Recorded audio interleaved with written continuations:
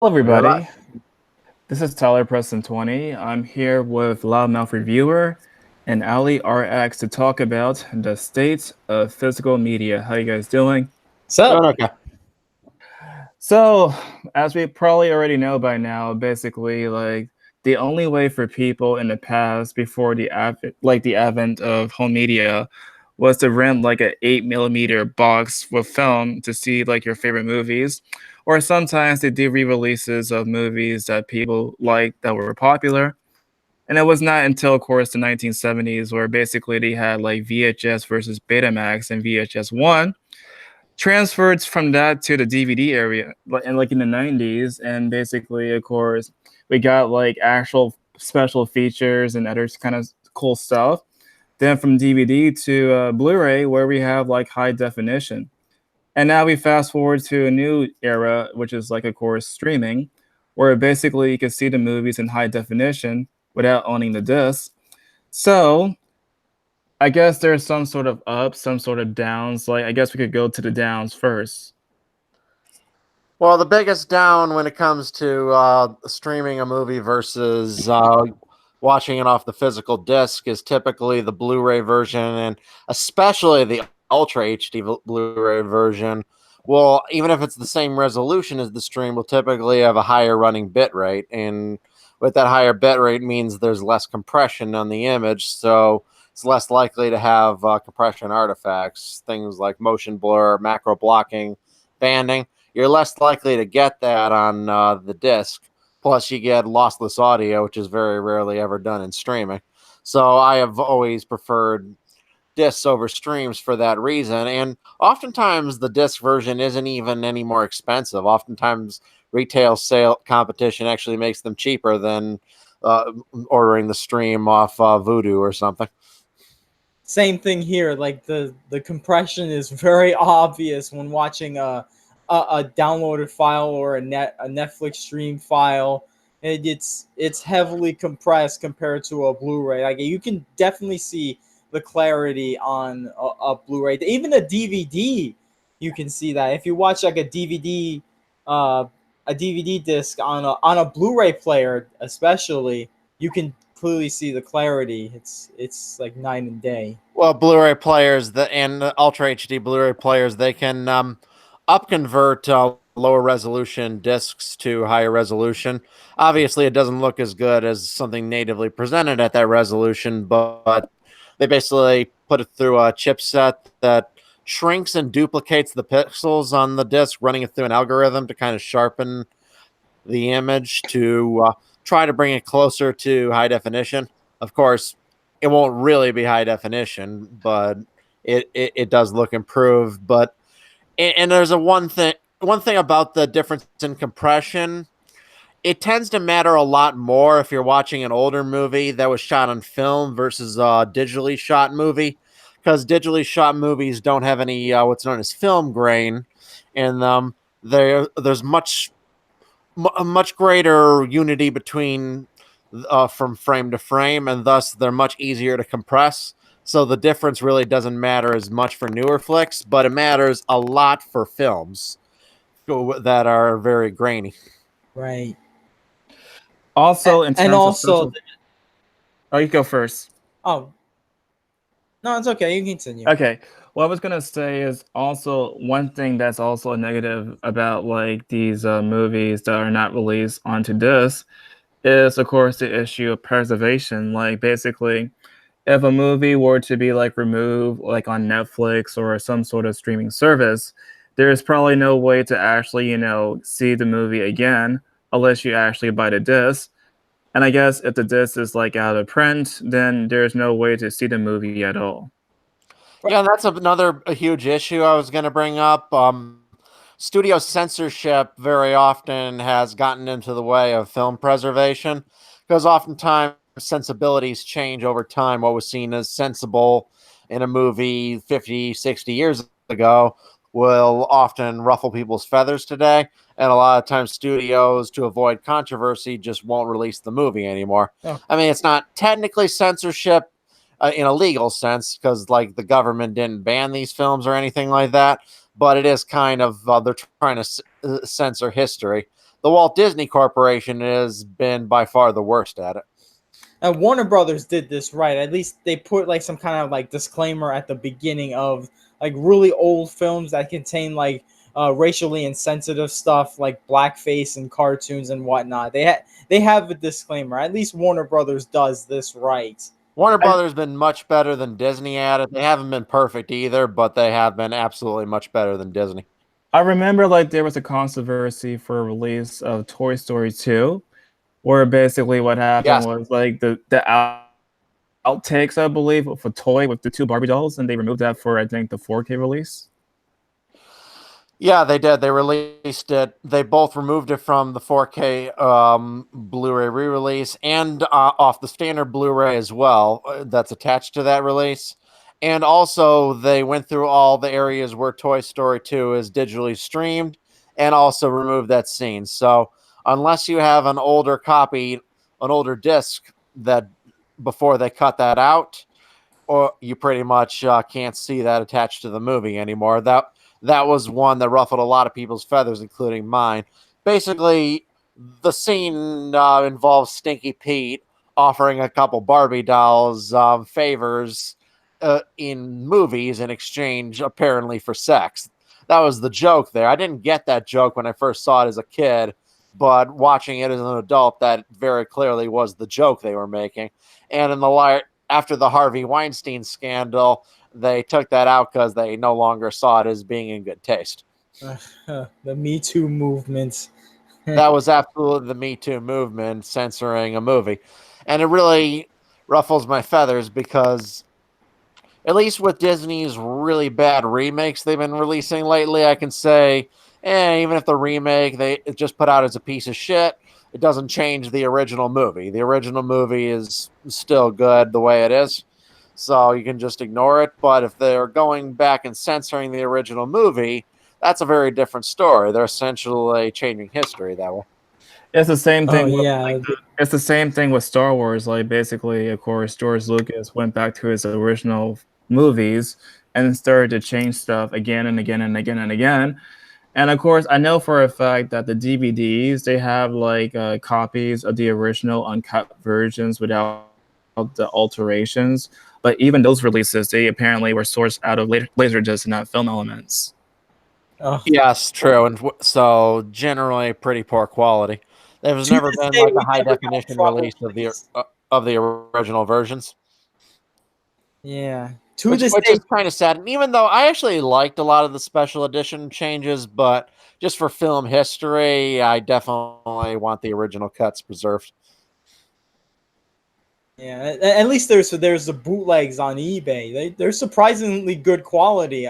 They have the Blu-ray despecialized editions. Well, On they eBay. kind of, I heard about those. They kind of took elements from the official Blu-ray release, which is the majority of the movie that wasn't modified, and then tried to combine it with the best quality footage they could have of the original scenes. So it's kind of a bit of a patch job. Definitely is not as good as if they went back to the original film elements and actually scanned the original film and released it in high definition. Yeah. Also, another Which is a issue, shame. of course. Right, another issue that basically is happening right now with streaming versus like physical releases is this idea of course, like collectability and also like the bonus features. Like with streaming, you don't get the collectability that many physical releases have, and you also don't get special features, at least from what I can tell from Netflix. And another example of recent censorship that I didn't like was after that documentary on HBO premiered called about the Neverland Ranch, kind of trying to paint Michael Jackson in a bad light. A Simpsons episode from the early '90s that guest starred Michael Jackson was apparently pulled from syndication, apparently pulled from a certain streaming service. And I'm like, well, I'm really, really glad I have that season on not Blue DVD then, because that it really annoys me because they find something bad happen. Even if you take all of the accusations against Michael Jackson at face value, which I don't, I think a lot of them probably are exaggerated. I don't know. I wasn't there. But even if they're all true, how on earth does censoring an episode of The Simpsons have anything to do with it? The man's been dead for over 10 years. Oh my god! How do you? That is just dumb. I swear to God, you censor a guy who's been all because of allegations that happened years ago, and the guy is dead. And no, Yeah, what difference does it make at this point? You gonna dig him up and try him now? He's dead. If he was guilty of it all, it doesn't matter anymore. right? So pulling that episode serves no purpose. And it's a pretty damn good episode. It's one of the best early Simpsons episodes. It's kind of interesting because more recently, I believe the new Devil May Cry game, he also had like a reference to Michael Jackson. It was like the part where Dante was dancing, I believe, was trying to do like one of the dance moves that Michael Jackson did. Yeah.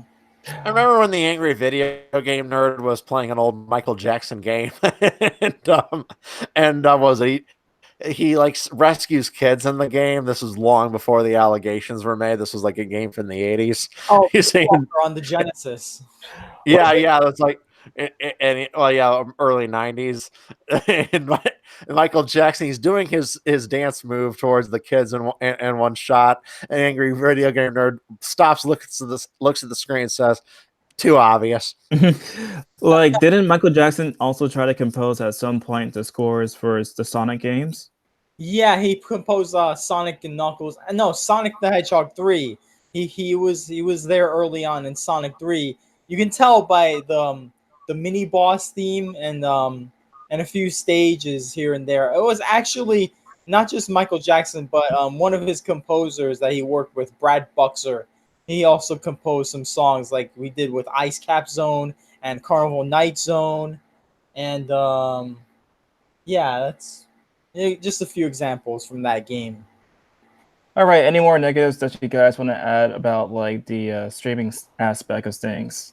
About preservation, the thing is, there are black and white films back in like the 1930s and 1950s that are completely lost forever, and 50% of movies released before 1960 are lost forever. yeah, that's really a shame, and kind of makes you wonder what happens when physical media is gone, and how will movies be preserved at the hands of entirely at the hands of corporations. That's just really scary. Who have often proven to be very untrustworthy with film preservation. And it's not even all that really recently. Like Fantasia, for example, was censored during a re-release in 1967. And to this day, Fantasia has never been released on any home video format completely uncut. Yeah. That's and that was only like 27 years after Fantasia came out. Kind of showed how the moral sensibilities on that shifted very, very rapidly. There was the scene in the original version where there's during the shot of Greek mythology with these centaurs. There's this one kind of a racial caricature centaur, this black centaur, who seems to act as a servant to the other centaurs, has crazy hair, bad makeup. Yeah, it definitely was a racial stereotype, but I don't really like that being removed from the movie because that's history. It may be offensive. It may be something that wouldn't have been tolerated today, but it's a movie from 1940. It should be preserved as it was. absolutely. Okay, speaking about like I guess the negatives of course streaming, let's talk about the positives of streaming. I guess it's much more convenient to have like so many movies at your fingertips. Oh yeah, I have nothing against streaming services as principle, but I kind of see them more as a replacement for cable than a replacement for owning a movie collection. Oh yeah, definitely. It's definitely a replacement for cable. I don't care if cable TV is gone for good, but Me neither. Yeah, 'Cause it's too I just have an attitude. A lot of these cable channels are full of commercials, and I'm like, then why the fuck am I paying for cable? You you can't pay. have it both ways. Either there's going to be ads and it's free, or remove the ads and have me pay for it. Okay, but you cannot have it both ways. That's why cable needs to go. It's Yeah, also kind and you of get like 100. You have 100 channels, and then like you probably watch like one or two of them. Right, because a lot of the channels are absolute garbage. Right. also what's so strange about this is like not here at least, but like in the United Kingdom, I heard that they had to pay like some sort of TV license for their stuff for the BBC and other channels. Yes, you have to pay a TV license to own local broadcast. Whereas in America, like I don't have cable, but I have a digital antenna for my TV, and it's free. Those local channels, which is it's not that many channels. It's like I don't know, 15 maybe. They are completely free. But in Britain, yeah, you have to pay a license for that. Also, like basically for TV stations, like you don't need to buy like a cable box like Verizon, Fios, or like Comcast. You could just use applications like Pluto to get like these free channels without having to pay for anything.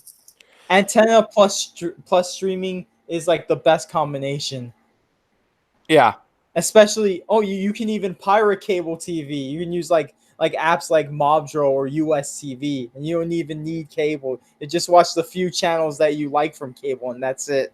well, my folks have cable, so I just have them record. If there's a show I want to see on cable, I call my folks, tell them to record it, and when I visit them, I watch those shows. No big deal. Yeah, So I the don't only need to waste the my money only on it. yeah, the only time I really watch like, actual TV shows is if it's something like I don't know, maybe like Game of Thrones. That's it. Yeah, I definitely watched Game of Thrones, even though, like most people, I found the ending a bit disappointing. Mostly just it was horribly rushed, is what it was. I haven't yet to see like the latest season, but I only saw the first 7 seasons, and I'm gonna wait for the eighth one on Blu-ray. Yeah. Well, then I won't spoil it, but I Yeah. was a bit let down by it. Like the first four seasons, that like stuck really close to the books, were pretty much some of the best television ever produced. But as they started running out of books to adapt, the show's writing declined. Yeah, like I noticed, of course, on like Twitter, and of course, it was not spoilers or anything like that, but like I saw like pictures, I guess, of the actors with water bottles or like coffee cups from Starbucks, and they Yeah, forgot to remove it. which is really embarrassing for a movie made today for that to make it into the final movie. Because like 50 years ago or something, when movies were all finished on film, it was easy to miss shit like that in the background. Like in Spartacus from 1960, the fact that some of Spartacus's men have wristwatches. You can look at that and laugh, but it was very difficult to see that and remove it. Whereas today's movies, they go through something known as a digital intermediate, where they go through the movie frame by frame and tweak everything, even fully live action movies. And it is absolutely disgraceful and embarrassing that no one who spent millions of dollars on the DEI of this movie noticed that. What the fuck were you doing? Yeah, even with like, if they were to, for example, accidentally have the coffee cup or like the water bottle, they could still actually digitally remove it with CGI on Yeah, the editing. that's what a digital Yeah. intermediate is. They go Yeah, through it yeah, and yeah. they kind of tweak and remove all the elements. Right. That's usually how they finish movies nowadays. But also, besides, I guess, like the convenience is also, very nice to just, let's see, have not much clutter in the house too. Like sometimes when you buy so many movies, like it takes so much space. And then you also need to spend like money to get like the shelves for the DVDs and Blu-rays. I got like a huge collection in my basement. I'm kind of nerd that way. I got my man cave. The shelf space, okay. Yeah, and since Also, I'm probably perpetually single, I don't have no woman bitching at me about it. I guess like the first time I started to collect movies was actually during like the VHS era, like basically like before like the DVDs, I would go to Blockbuster, sometimes rent movies, sometimes go back to Blockbuster, forget to pay the bill for the late fee. And so like the first movies I owned was actually like on VHS, and then I went to DVD, then I went to Blu-ray.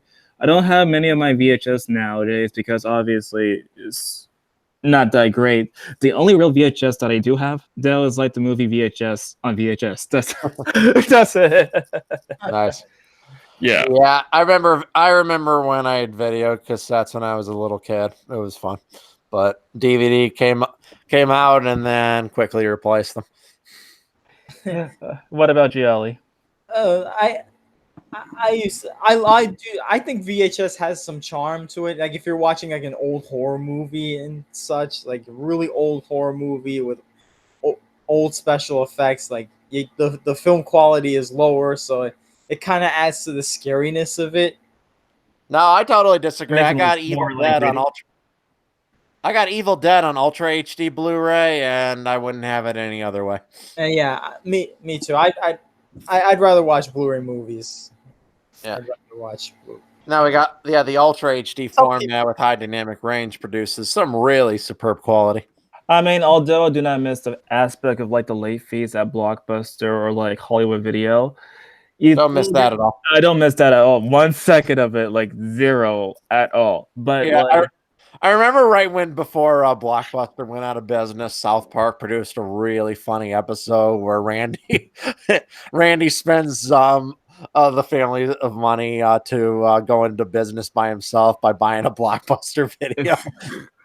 I think they actually have a Blockbuster Video in Alaska of all places now. Yeah, it's weird. And like, nobody comes in. And it kind of ends up being a parody of The Shining, where Randy slowly goes insane because of the dullness and boredom of having no one ever come into the place.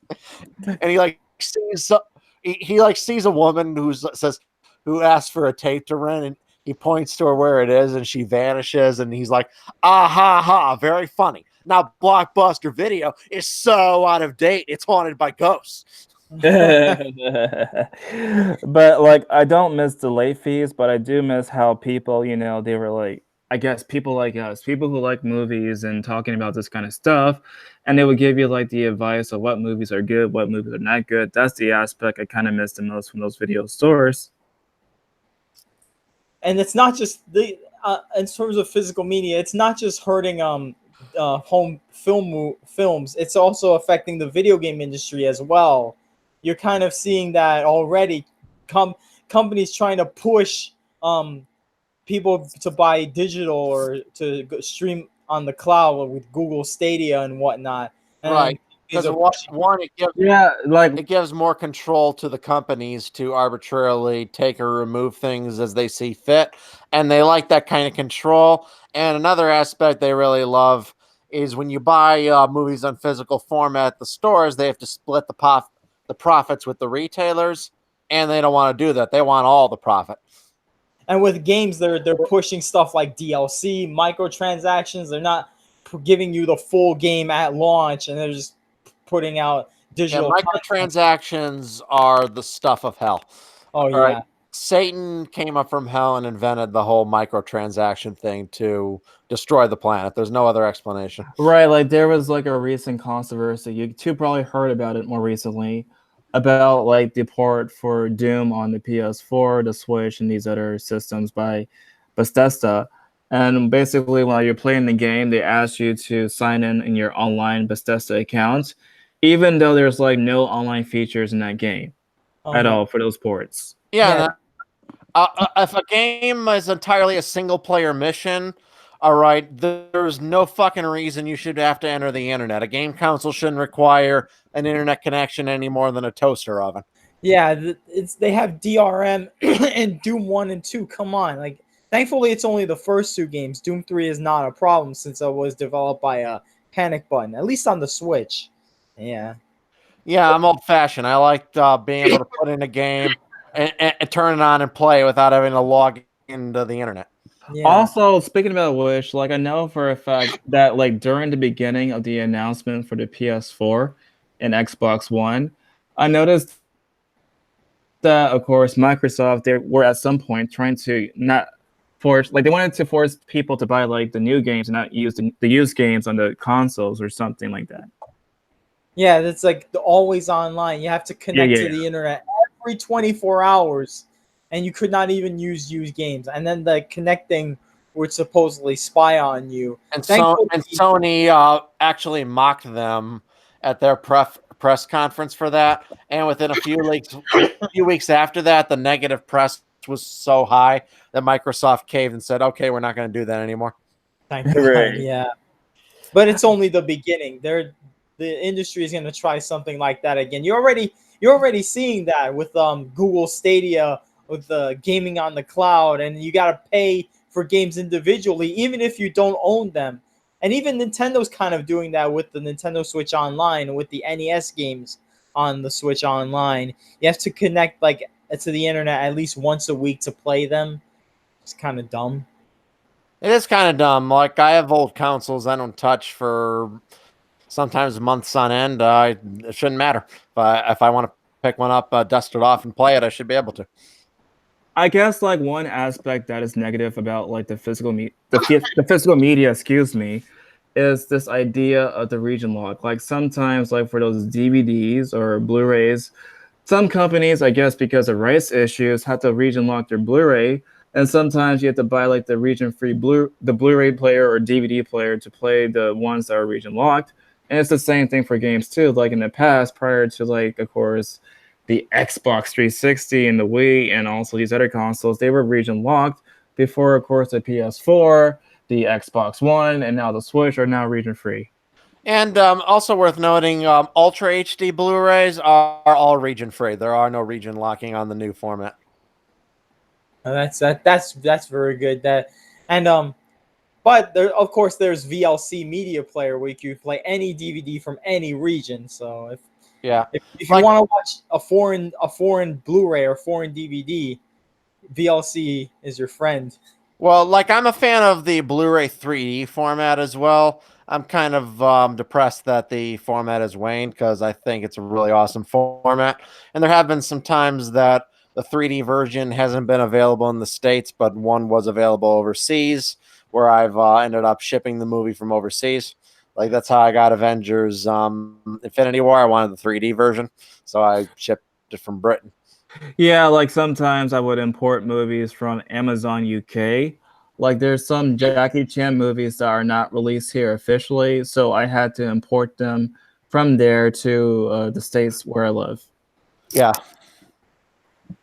And again, that's Like, there much was, easier to do with physical media. You can ship them from overseas, whereas with streaming, they'll have some kind of code that'll prevent you from doing that. I guess like one negative You can always is like, hack to get around it. yeah, right. But I guess one negative would be like, of course, if you order something from like Amazon UK, sometimes it would go to customs and it would take a long time for it to ship to your place. Yeah, but I can afford to wait. Right. Also, I guess like for streaming, like you could basically stream anywhere. So I guess like that's one advantage over like physical media is that you can stream anywhere without having to worry about the region codes. Well, if you have Wi-Fi. If you're in an area where you don't have Wi-Fi, you can't really. Right. Well, unless you download movies directly to your smartphone, or like you would do with the PSP back in the day, just download movies and just watch them anywhere, anytime. So that's I've never really been much into like watching movies on the go. If I'm in a place where I don't have like a good enough screen to watch a movie and I don't have Wi-Fi, I'll read a book. yeah, same. Even if it's a download, it's just not the same because you got people surrounding you and you're always moving. You can't really pay very close attention to it. Video games is fine because you're playing a simple game, a quick and simple game like Tetris or something, or Mario on the go, and then you're on the bus and then your ride is there. But not the same with movies. Yeah, or sometimes on the go, if I have Wi-Fi, I'll watch YouTube videos, see the latest updates from YouTubers I follow, but not really watch a full movie. That I really like to do at home. Right, like I remember like in the past, at least from my memory at least, like I remember that like my family had like a car And basically, they have the car with the VHS player attached to it. Yeah, to see we the had that movie. too when I was a kid. Yeah, Yeah. yeah, good old times. But I'd never do anything like that anymore. Yeah. Those are the days, way back when. So why do you guys think like physical media is not selling as well like in the past? Casuals Um, prefer Netflix. That's casuals prefer streaming and Netflix and whatnot because the menus are there. It's easier to navigate.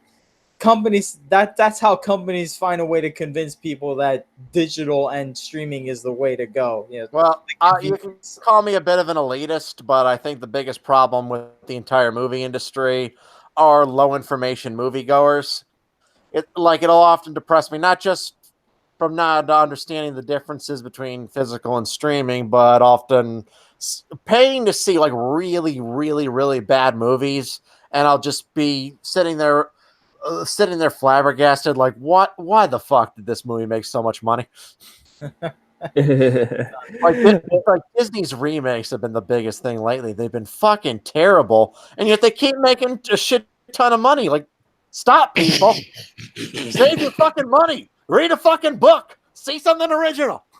I wonder why Hollywood is in decline in quality.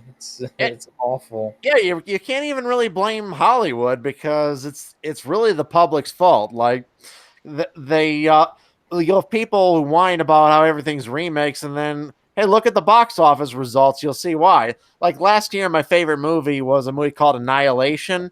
It was a really intelligently written, well acted, and completely original science fiction movie.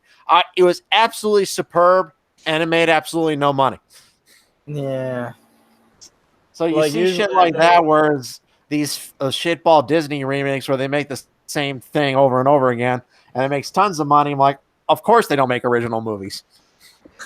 The Yeah, Lion King. I guess my general like perspective about like the general movie going audience is that they tend to just want to see like things that are not, I guess, provocative or make you think about stuff. They just want to have fun and just enjoy whatever. Yeah, I view that as low information moviegoers. They don't really look at who's behind it. They don't really see what's going on. To be fair, back in the 90s and 80s, we didn't have much information to get, but those were like the golden age of movies back in the day. Yeah, that's the thing. Logically, today movies should trend better because negative word of mouth can spread a lot faster than it used to be able to, and yet you look at the box office, the same crappy shit keeps making money. So. Right. And like with the Lion King remake, for example, yes, it is really cool how realistic they can make all those animals look. It's very impressive stuff. But at the same time, you look at the comparison shots between the original and the remake.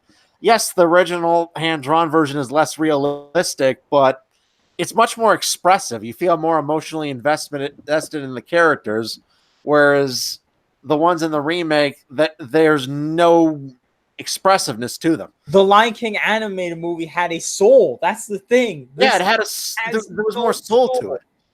It's like they're like robots. The lions and the animals in the live action one have no expression. They're just boring to look at. It's because boring. they were so concerned with making them look as realistic as possible. But there's a good reason why most computer animated movies don't go for realism. Like all of Pixar's movies, like Up, for example, the human characters don't look realistic at all. They look kind of cartoony, but you're far more invested in them. Right. Oh, hello, we got someone new. Yeah, no, this is Fuddernut. I've met Loudmouth a few times on another channel. Hi. But I did hear a couple things, and I'll be honest, I've been drinking, so I can't remember exactly what I've gotten into trouble in live streams before, but do you. But I actually completely disagreed with Loudmouth about a few things. I can't remember now, but it had to do with like the golden age is upon us now. And no, you realize what's happening in Hollywood. And I never even bothered listening to the stream beforehand. But what's happening with us in Hollywood now is we're too busy remaking things. We are actually taking people's creative events and flushing them down the toilet. Hollywood is at the worst point that they've ever been since Hollywood was a thing. I don't know if I'd go that far. I mean, bad movies have always Name existed. another point. Like, bad movies are bad movies. Name another point where Hollywood did not have enough creativity to make their own movie. I don't know. It's difficult because we are in an age It's where difficult, but too name many me another remakes. point. Was it the 20s, 30s, 40s, 50s, 60s, 70s, 80s? Definitely not 70s and 80s. Those were the best decades of film ever. Were they really though? It could just be that the movies that were the best of that time period are remembered better, whereas there were a lot of awful movies made back then, and everyone just forgot they existed. And there's not a lot of remakes and reboots and sequels from those periods. And They were at least original works of art. even if there were remakes, they were done really well. Like Scarface, for example. Was Scarface or the Blob. Yes. Okay, the Blob Blob was was good. definitely a remake. In the And it film. was just as horrible the definitely second had time as some- the first. The 90s had a few really, really bad remakes in their band. Which ones? The Haunting would be the best one. The remake of The Haunting is an absolute travesty. The original is one of the best horror movies ever made from 1960. Was it worse than Ghostbusters? I think the 90s was when the decline of Hollywood started to It kind of started there, yeah. Yeah, like at least the mid 90s. The early 90s was still really good. Well, even the mid 90s. Like, I'll be honest, mid 90s was horrible for remakes. Godzilla was the only movie I've ever actually walked out of and asked for my money back. That's a lot of fish. No, it was a horrible movie. It was a horrible remake. It definitely was a very bad representation of that character. I love how when Toho got the rights back to that character, they had the original Japanese version kill it. But I'll tell you, when I look at like the worst age in cinema history, I hate to say it, today is that age. Like, you look at Ghostbusters 2016. I had no Loudmouth. You know me from another channel, and it's anti-SJW channel. I never had any intentions of watching it. I ended up watching it with, at the time, I forget if she was 9 or 10-year-old, but it was with my daughter. Do you know what my daughter's outcome was when I questioned her about the movie? It wasn't supposed to be funny, Daddy. It was more of a drama. Yeah. Do you know how hard I frantically searched for the 80s version of that movie? Like, you know that a couple years ago, I actually did a review of Ghostbusters 2016, where I did it as a parody of Steve Shives. I called it 5 Stupid Things About Ghostbusters 2016. I took his music, I wore a hat, and I used the same background he uses, and I did, here are 5 stupid things about Ghostbusters 2016. And that's how I did my review of that movie. Well, I wouldn't go that far. Well, actually, no. Well, that was the joke. I think that movie actually needs stricken from. I think, can we say that was a Canadian movie? I don't. It was bad, no question. It was a bad movie. It was literally one of the worst movies I've ever seen. No, I won't go that far. Compared to some of the movies Adam Sandler has made, it was a fucking masterpiece by comparison. No. Compare that to okay, we'll go. Did you suffer through Jack and Jill? Yeah, all right. By comparison. Actually, no, I did not watch Jack and Jill yet. Yes. I'm looking forward to it. But there was that other one with Kirsten Aniston, where it was the families that blended. I haven't even seen that one. I saw the trailer. It looked like utter dog shit. I'm like, I'm not subjecting myself to this shit again. Oh no! I will tell you right now. Here is a review of it. It is exactly what you want from a rom-com starring Jennifer Aniston. So a piece of shit then. Okay. But you know what? Adam Sandler makes that other male character kick it off and makes it into a movie that is pretty good to see. Okay, I think we're getting a little bit off topic here. So basically, Yeah, we're off topic now. yeah, Fuddernut. Like, what do you think about physical media? What do you mean by physical media? You know, like DVDs and VHS and the decline Dead. of them. Yeah. There's nothing more to be made of it. I wish it was still there. I'm sure my children's children will be like the same way we are with records and be like, hey, look, I found the shiny disc in my parents' closet. Maybe, but there are a lot of big physical media releases coming out this fall, like in terms of catalogs on the new Ultra HD Blu-ray format. We're getting, in a few weeks, Apocalypse Now, one of the best movies ever made. The Shining, great horror flick. So they're still coming out with some pretty good catalog releases on the You know, format. that's a funny thought. Like, Isn't that just like I can't. sorry there, Tyler. Yeah, like it would be like us. It would be like us looking at the typewriter now. It's like, holy crap, that is all. Well, I really hope some physical media sticks around in some format, but Yeah. I doubt it will. Physical media isn't going anywhere just yet. I would say well into like the 2030s and 2040s, you'll start to see becoming less prevalent in the Possibly. market.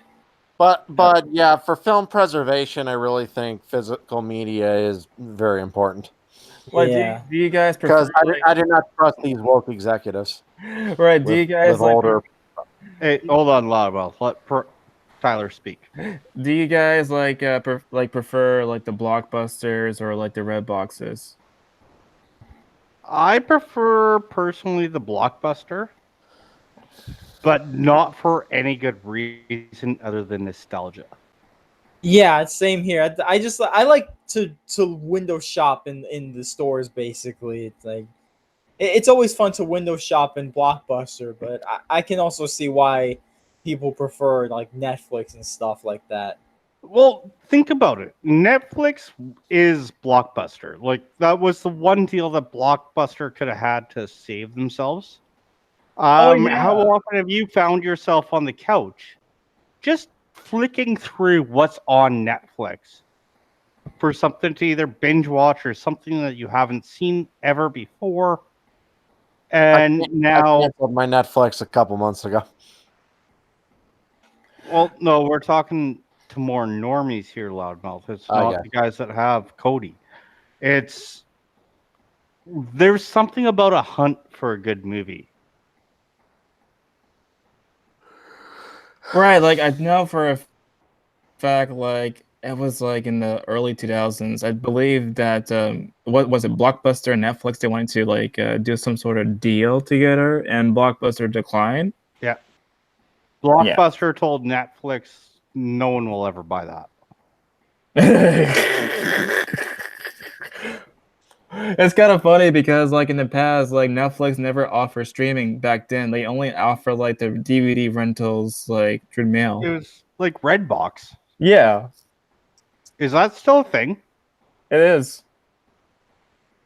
Why It's still, would anybody do that? like it's at my the grocery stores. It's like everywhere now. It's like the 7-Eleven and other places. Like, I'll be honest. I bought a computer. What was this? 4 years ago, and I was so pissed that it didn't have a DVD player or a CD-ROM. But you And can then- buy an external DVD player or something. Yeah. Well, no, somebody from the shitlord part, because this is right when I was starting to get into that, is right when I found Tyler, right when I found Lauren, was like, when's the last time you used a DVD? Like, oh,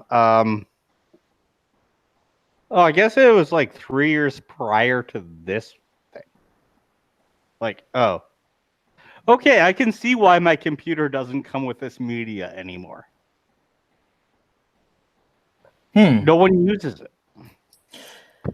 Yeah, I guess like in the past, it was much more common for computers and laptops to have it, and nowadays, like, you have to buy like some sort of USB attachment to play the movies if you want to. Oh, even if your computer has it, like I got an Xbox One here. For me to play a DVD in my Xbox One, I have to download an app. Really? Yes.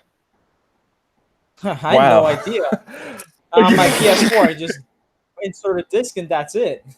Yeah, same here. Like my PS4 They is the have- same thing. But you know what? The same time it takes me to download that DVD app, I can get Quasi Kodi app. Well, I can actually get Kodi. But if you're not good with programming, you can get... Sorry, I'm not around my controller right now. But you can get an app that will let you watch everything. I've let my Netflix expire. I've let my everything other than my internet expire because I don't need it anymore.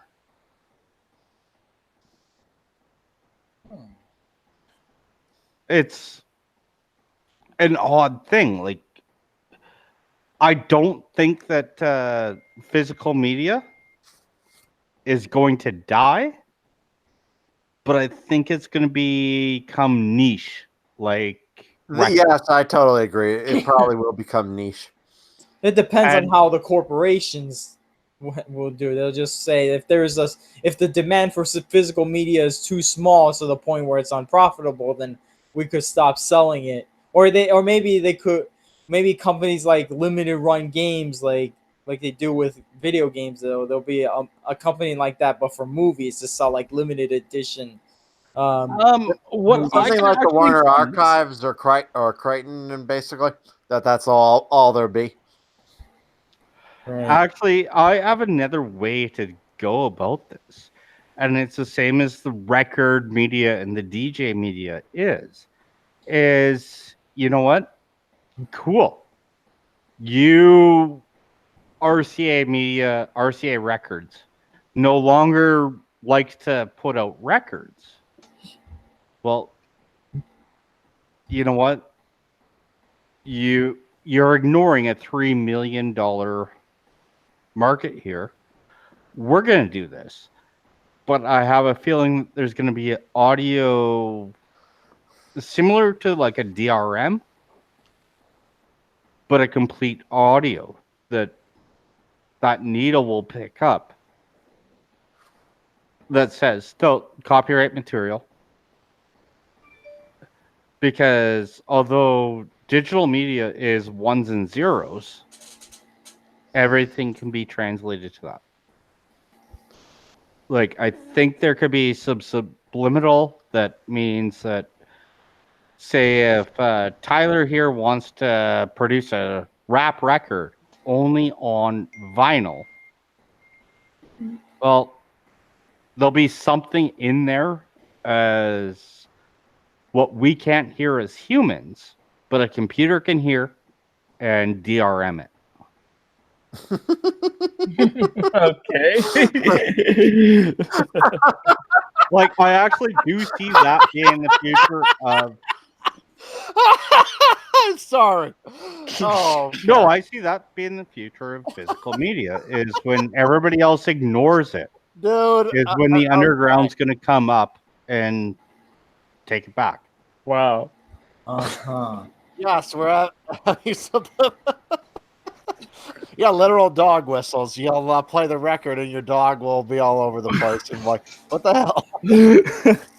What do you think YouTube does? Yes, They don't listen to that thing that you've seen.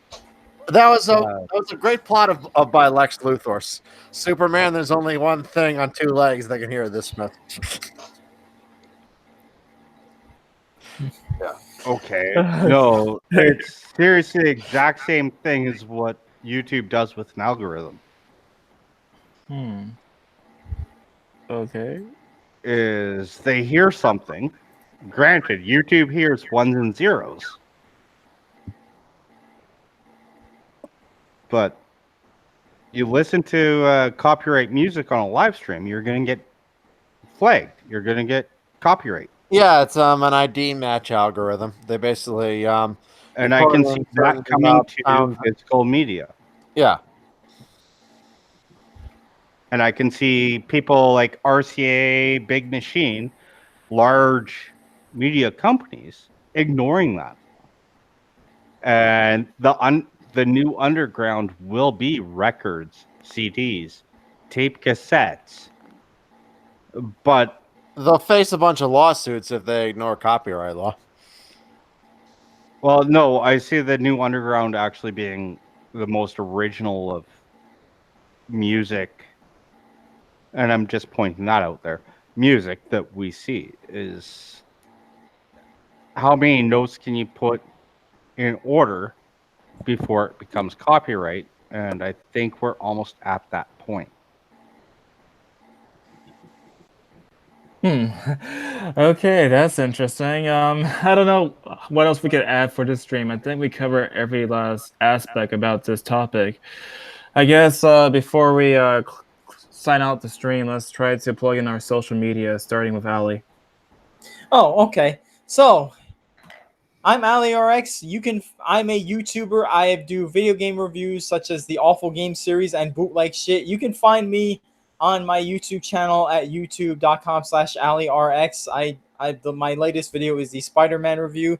And in terms of social media, you can find me on Twitter at AllieRX or on Facebook at facebook.com/AllieRX or on Instagram at Allie_RX. And that's pretty much it.